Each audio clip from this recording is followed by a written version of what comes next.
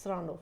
Եվ մենք առիթ չունեցանք նաև խոսելու այս բաժանության մասին կարճ, հա, խնդրում եմ ձեր մեկնաբանությունը, ես հետևեցի թե դուք ինչ եք ասում, այսինքն Նիկոլը ոչ միայն տեղյակ է, որ վարկանիշը այսպես, Աննան որքան էլ իշխանություն ունա Նիկոլի վրա։ Ունի։ Որքան էլ ունենա, ինքը մի բան բարձ հասկանում է, ճակատամարտից առաջ առաջնորդի կողքից փախչելը դա ճամբարում խոճապ առաջացնելն է եւ թշնամուն ուժ տալն է։ Եթե ինքը ընտրություններից առաջ Նիկոլի կողքից հեռանում է, տեսականորեն իբր էլ չի ուզում հետը ապրի եւ իր որոշումն է։ Սա բնականաբար Նիկոլի վարկանիշի վրա բացասական իմաստով ազդում է, այսինքն իշտում է, ասում են լսի կողքին այդ քո ամենամոտիկը գնաց, քո կողքը խի կանգնենք։ Ուրեմն բաներ կա ինքը գիտի, մենք չգիտենք։ Եթե գնաց, ուրեմն ժամանակն մենք ենք գնանք, իմանայինք։ Եվ այսքան բանը հասկանալով վստահաբար իր զուգընկերը Նիկոլը այդ քայլին չէր գնա։ Ես կարծում եմ, որ սա ընդհանուր որոշում է եւ ամենայն հավանականությամբ Նիկոլը գիտի, որ 2026-ի հունիսի 7-ին ինքը չի վերարտադրվելու։ Ոչ միայն որ ինքը շատ քիչ է հավաքելու, ոչ միայն որ ինքը շատ կեղծի եւ այլն։ Ես կարծում եմ կա աշխարհակահաղական որոշում։ Հայաստանում բրիտանացիների բերածը չի լինելու, չի վերարտադրվելու։ Սա բրիտանացիների տակն է եւ Ռուսաստան դրա մասին գիտի եւ Միացյալ Նահանգները։ Իրենց միգուցե այս տարածաշրջանում ամերիկացիները ռուսների հետ պայմանավորվել են, ունեն իրենց տեխնացուն ընդհանուր հայտարարի գալու։ Ես չգիտեմ ով է, ու կարող ենք նույնիսկ ենթադրել ով է։ Բայց ոչ սա։ Եվ ամենայն հավանականությամբ իր զուգընկերը Նիկոլի ակտիվ ասելով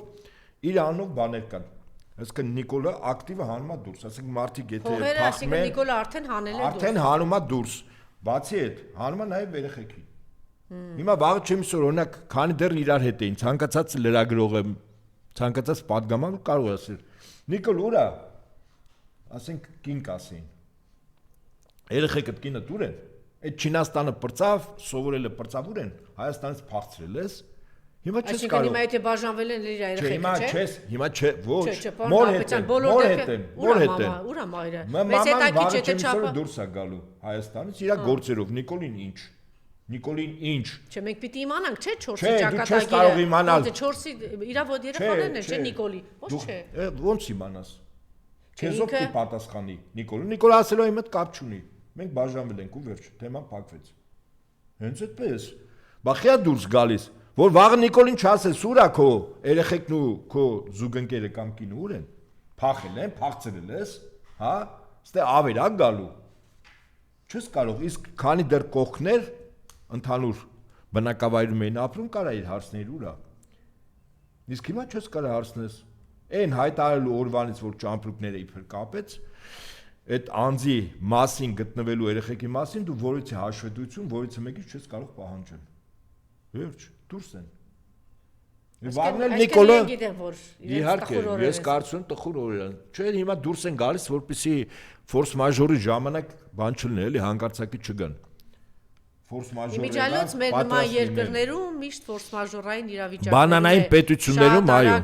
կամ գաղութային հենց այդպես արագ շատ լավ հասկանում են ես ասել եմ ու կրկնում եմ մեր նման երկրներում մի զանգ է աշխատում մնացածը ժողովուրդը կամքա դրսևորում փողոցայիշնում բայց իշխանապողությունը զանգու է ես կարծում Նիկոլը զանգը ստացել է արդեն ուղղակի ասել են հունիսի 7-ին սուսպուս իշխանությունը հանձնում ես առանց ավելորդությունների այդքան բան Շատ լավ, քանի որ հիմնական թեման, չգիտեմ, նոր ինֆորմացիա կա, ես հրթիռներ փոխադարձ այս կողմից, այն կողմից, երկու նախադասությամբ ինչ սպասենք Իրանում, հետևենք երևի զարգացումների։ Մեկ երկու օրը իմ համար գոնե գնահատման համար ցուցիչ կլինի, եթե Իրանը թիրախավորեց ամերիկյան բազաների զինանոցներին, այսինքն զինանոցները, հրթիռները իրանք թանկ հաճույք են։ Գետնի վրա հետևակը որ կռվում է 10-ից 20 անգամ ավելի էժան է եւ հաճախ որոշիչ է, քան հրթիռները։ Եթե պահոսները ոչնչացվեցին հրթիռային ամերիկյան բազաների 1,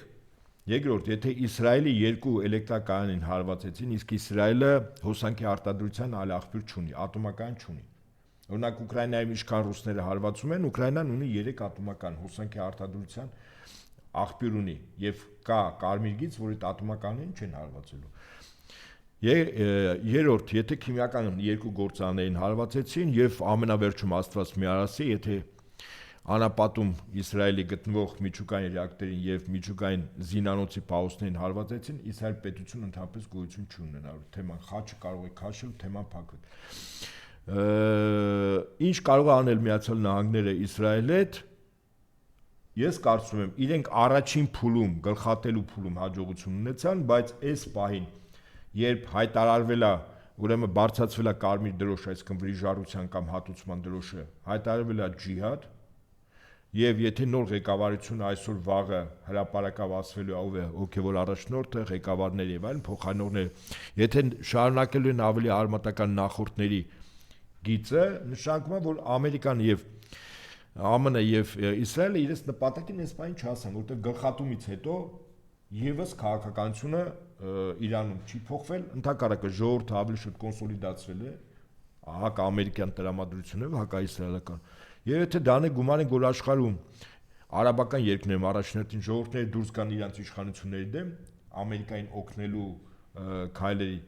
խոչընդոտ, ապա կարծում եմ, որ երկրի մուրակում կարող է սկզբունքորեն շատ բան փոխվել։ 1, 2, 3 օր սպասենք մենք, տեսնենք ինչ է կատարվում։ Շնորհակալություն։ Մնացեք մեզ հետ, քիչ անց ուղիղ եթերում կլինի Նաիրա Զոհրաբյանը։